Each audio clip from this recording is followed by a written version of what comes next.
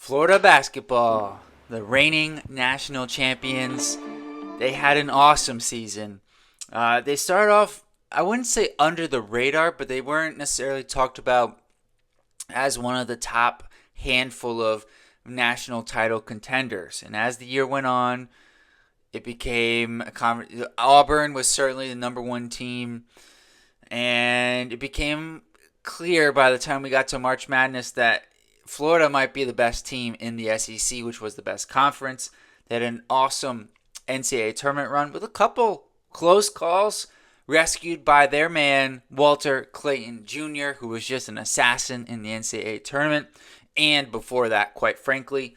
And now Coach Golden has the task of trying to see if he can repeat. So we're going to go through the roster here with Florida, evaluating the changes of this roster and what they have moving into next season. And sometime early in the fall, I'll come back with my full predictions for this Florida basketball team. So without further ado, who did they lose heading into the 2025-26 season? Well, they went 36-4 last year, 14-4 in the SEC. Obviously, the national champs under head coach Todd Golden. They lost the aforementioned Walter Clayton Jr., just fantastic. One of the top three players in college basketball last season, and you could certainly make the case he was the best. Elijah Martin and Will Richard.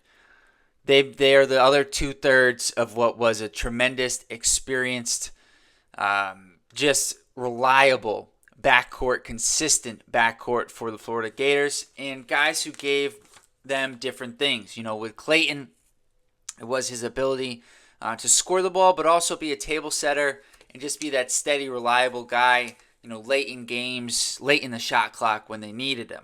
Elijah Martin was their bulldog, the guy who brought physicality, athleticism, and toughness and could knock down the open shots. And Will Richard was the sniper, also a really good defender, and really complemented Clayton and Martin. So losing those three guys really hurts. They also lost Denzel Aberdeen, who was their fourth guard, played key rotation minutes for them off the bench. That one hurts, transferring to SEC rival Kentucky. And Sam Alexis, the big man, got hurt, kind of lost his spot in the rotation afterwards with hand locked in coming back. So that's not the biggest loss, especially with the depth in the front court. So let's look at this team, this roster now for Florida. All right, so we're going to go here in height order. And we're going to start off with the guards for Florida. So Irvin Klapsar was their fifth guard. As the games got a little bit more, serious, his playing time did dwindle. But I do expect now going into next season, he should be the fourth guard, or maybe better than that. And we'll talk about the transfers they brought in right now in Boogie Fland and Xavier Lee, who both have different question marks, but different ones for me heading into the next season. We'll start with Lee, who's had a tremendous career in 3 years with Princeton. The question for him is, how will he adjust to the level of competition, the athleticism, the size in the SEC? And with Boogie Fland, obviously he's played in the SEC coming from Arkansas, but I do feel like the Arkansas team last year kind of hit their stride after he got hurt. And so that's a question for me, is how will he do? Well, he's on a better team for sure, but can he impact winning for this Florida team? Alex Lloyd is a top 40 freshman. Isaiah Brown is back from last season's team, and A.J. Brown is the third transfer guard. Let's see if I can pull up A.J. here. Back from last year, or not back from last year, third transfer guard coming in from Ohio in the MAC there. He put up some decent stats for them, around 13 points a game. I am curious between him and Klapsar, who's going to start, because I do expect Fland and Lee to certainly get two of those three guard spots for Florida. And Alex Kovacev is a transfer from Sacramento State. Funny enough, I don't expect him to play very enough, but he did play with Alex Condon in Australia, which is interesting. And then CJ Ingram is their highest rated recruit, top 20 guy.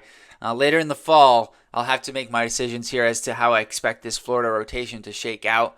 But there's a number of guys, when you talk about competition for those backcourt spots, the three transfers, Xavier Lee, A.J. Brown and Boogie Fland. You've got the two highly touted freshmen in C.J. Ingram and Alex Lloyd, and then Urban Klavsar as well. So lots of competition for those guard spots, and even more competition when you start looking at the front court.